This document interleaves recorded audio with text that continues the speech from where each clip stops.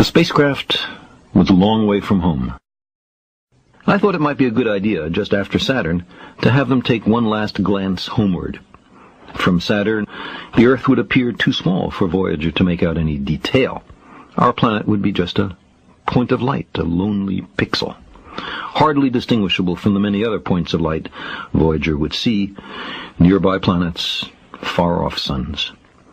But precisely because of the obscurity of our world thus revealed, such a picture might be worth having. It had been well understood by the scientists and philosophers of classical antiquity that the Earth was a mere point in a vast, encompassing cosmos. But no one had ever seen it as such. Here was our first chance, and perhaps also our last, for decades to come. So, here they are. A mosaic of squares laid down on top of the planets, and a background smattering of more distant stars. Because of the reflection of sunlight off the spacecraft, the Earth seems to be sitting in a beam of light, as if there was some special significance to this small world. But it's just an accident of geometry and optics. There is no sign of humans in this picture. Not our reworking of the Earth's surface, not our machines, not ourselves. From this vantage point, our obsession with nationalism is nowhere in evidence. We are too small. On the scale of worlds, humans are inconsequential. A thin film of life on an obscure and solitary lump of rock and metal.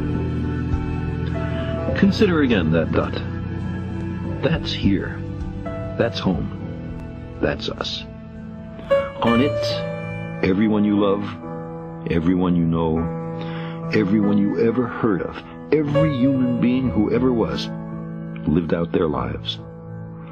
The aggregate of our joy and suffering, thousands of confident religions, ideologies, and economic doctrines, every hunter and forager, every hero and coward, every creator and destroyer of civilization, every king and peasant, every young couple in love, every mother and father, hopeful child, inventor and explorer, every teacher of morals, every corrupt politician, every superstar, every supreme leader, every saint and sinner in the history of our species lived there, on the mote of dust, suspended in a sunbeam.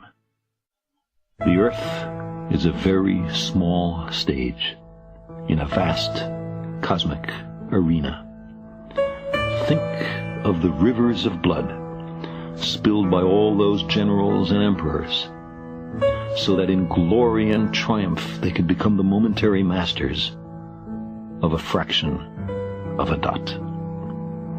Think of the endless cruelties visited by the inhabitants of one corner of this pixel on the scarcely distinguishable inhabitants of some other corner.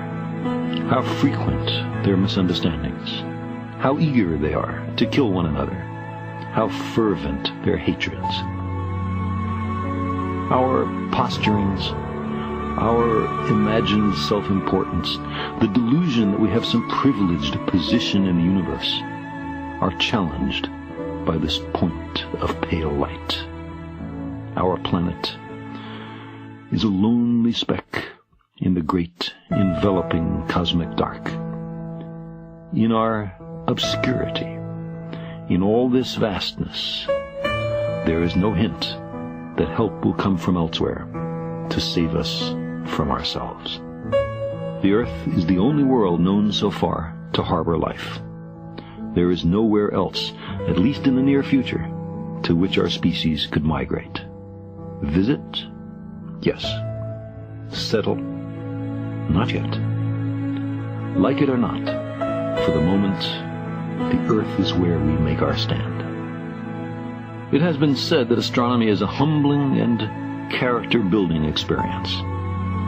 There is perhaps no better demonstration of the folly of human conceits than this distant image of our tiny world. To me, it underscores our responsibility to deal more kindly with one another and to preserve and cherish the pale blue dot. the only home we've ever known.